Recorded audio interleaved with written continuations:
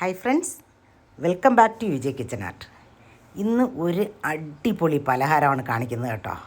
4 മണിക്ക് ചായ കുടിക്കാനോ നോമ്പ് തുറക്കാനോ എല്ലാത്തിനും പറ്റിയൊരു സാധനം. ഇന്ന് 2 നേന്ത്രപ്പഴം കൊണ്ട് ഞാനൊരു അടിപൊളി പലഹാരം ഉണ്ടാക്കുകയാണ്. അപ്പോൾ ഇതിനെ നമുക്കൊരു നേന്ത്രാപ്പമെന്നോ അങ്ങനെ എന്തെങ്കിലുമൊക്കെ പേരിട്ട് വിളിക്കാം. അപ്പോൾ ഞാനിത് പഴം പൊളിച്ചെടുക്കുകയാണ്. ഈ പഴം ഞാൻ വളരെ കെയർഫുള്ളായിട്ട് പൊളിച്ചെടുക്കുകയാണ്. അത് എന്തിനാണ് ഇത്രയും കഷ്ടപ്പെട്ടിങ്ങനെ എടുക്കുന്നതെന്ന് നിങ്ങൾ ഈ വീഡിയോ കാണുമ്പോൾ നിങ്ങൾക്ക് മനസ്സിലാവും.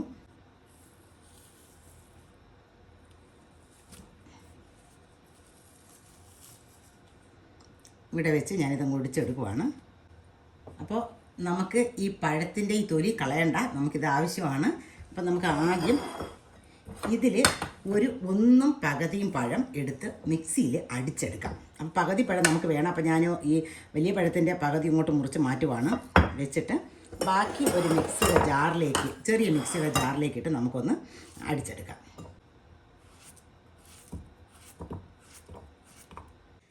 ഞാനിവിടെ ആ 1 പകുതിയും പഴം അത് നല്ലവണ്ണം അടിച്ചു കൊണ്ടുവന്നിട്ടുണ്ട്.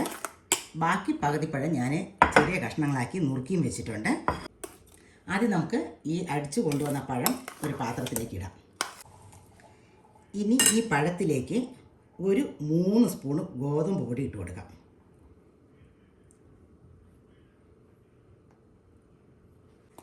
എന്നിട്ട് ഇതിലേക്ക് 1 സ്പൂണ് ശർക്കര ഞാൻ ചിരണ്ടി വെച്ചേക്കുവാണ്, അതും കൂടി ഇട്ട് കൊടുക്കണം. 1 സ്പൂൺ മതി. 1 പിഞ്ച് ഉപ്പ്, അത്രയും കൂടി ഇട്ട് നമുക്കിതൊന്ന് നല്ലവണ്ണം മിക്സ് ചെയ്തെടുക്കാം. വെള്ളമൊന്നും ഒഴിക്കേണ്ട കാര്യമില്ല, നമുക്കിതിനെ കൈ കൊണ്ടൊന്ന് മിക്സ് ചെയ്യാം.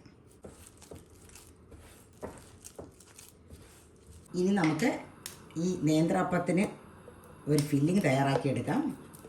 ഒരു പാൻ അടുപ്പത്ത് വെച്ച് ഇച്ചിരി നെയ്യ് അങ്ങോട്ട് ഒഴിച്ചു കൊടുക്കുക. ആ നെയ്യ് ഒരുക്കി കഴിയുമ്പോഴത്തേക്കും നമ്മൾ ഈ നുറുക്കി വെച്ചേക്കുന്ന പഴം നമുക്ക് അതിലിട്ട് കൊടുക്കാം. ഇത് പകുതി പഴമാണ്.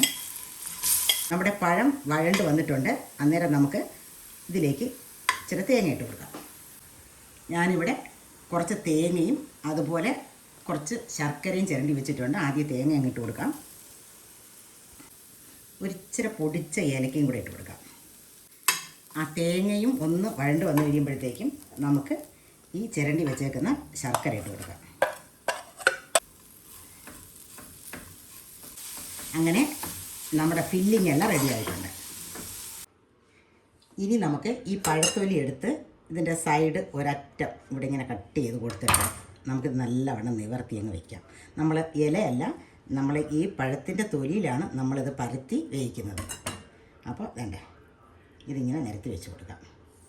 കയ്യിൽ ഇച്ചിരി വെള്ളം തൊട്ടിട്ട് നമ്മൾ നേരത്തെ മിക്സ് ചെയ്ത് വെച്ചിരുന്ന മാവ് നമുക്കെടുത്ത് ഇതിലേക്ക് നമ്മൾ ഇലയപ്പൊക്കെ ഉണ്ടാക്കുന്നത് പോലെ നമുക്കൊന്ന് പരത്തിയെടുക്കാം.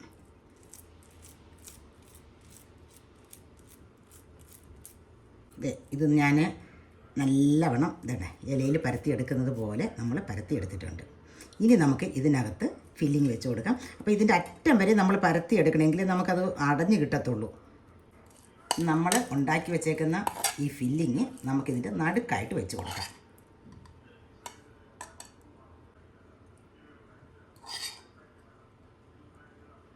ഇനി നമുക്കിതിനെ ഒന്ന് അടച്ചെടുക്കാം. ഇതിനെ കൈ കൊണ്ടൊന്ന് ഞെക്കി അകത്തോട്ടാക്കി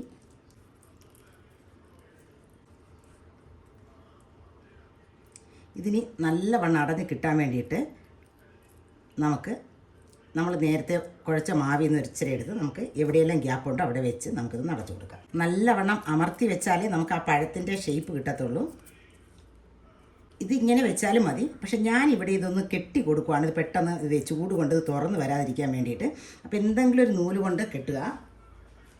ഞാനിവിടെ ക്രോഷയുടെ നൂല് എടുത്തിട്ടുണ്ട്. ഏത് നൂലായാലും മതി, ഒന്ന് എടുത്ത് കെട്ടിക്കൊടുക്കുക. ഇത് നമ്മളിങ്ങനെ കെട്ടിയില്ലെങ്കിലും ഇത് ഇരുന്നോളും, പക്ഷെ എന്നാലും നമ്മുടെ ഒരു സേഫ്റ്റിക്ക് വേണ്ടിയിട്ട് തുറന്ന് പോകാതിരിക്കാൻ വേണ്ടിയിട്ട് ഇങ്ങനെ കെട്ടി വയ്ക്കുന്നതല്ല. ഏത് നൂലായാലും മതി. 2 എണ്ണം അങ്ങനെ പൊതിഞ്ഞ് കെട്ടിയെടുത്തിട്ടുണ്ട്. ഇത്രയും ടേസ്റ്റുള്ള പലഹാരം വേറെ ഒന്നുമില്ല കേട്ടോ. ഞാൻ കഴിച്ചിട്ടുള്ളതിലൊരു നല്ല ടേസ്റ്റുള്ള പലഹാരമാണ്. ഒരിക്കലും ഉണ്ടാക്കി കൊടുത്തു കഴിഞ്ഞാൽ കുട്ടികളൊക്കെ ഇത് തന്നെ അടുത്ത് വീണ്ടും വേണമെന്ന് പറയും. അങ്ങനെ ഒരു ഇഡ്ഡലിക്കുട്ടം എടുത്ത് അടുപ്പിൽ വെച്ചിട്ടുണ്ട്. ആ വെള്ളം ഒന്ന് തിളയ്ക്കുമ്പോഴത്തേക്കും നമുക്ക് ഏതെങ്കിലും ഒരു തട്ടെടുത്ത് വെച്ച് ഒരു 20 മിനിറ്റ് നമുക്ക് വേവിച്ചെടുക്കാം. നമ്മുടെ വെള്ളം തിളച്ചു. ഞാനൊരു തട്ട് വെച്ചിട്ട്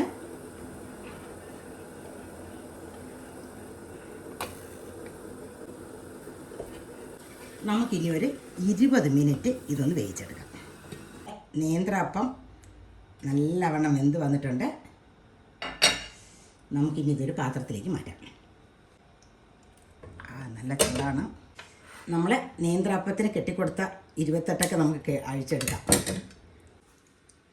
അങ്ങനെ നമ്മുടെ നേന്ത്രപ്പം നമുക്ക് പൊളിച്ചെടുക്കാം.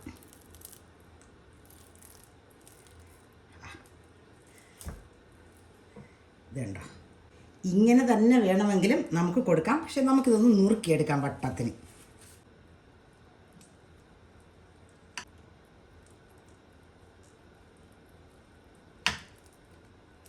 ഇതുണ്ടോ, നല്ല സൂപ്പറായിട്ട് വന്നിട്ടുണ്ട്. നമ്മുടെ അടിപൊളി നേന്ത്രപ്പം റെഡി ആയിട്ടുണ്ട്.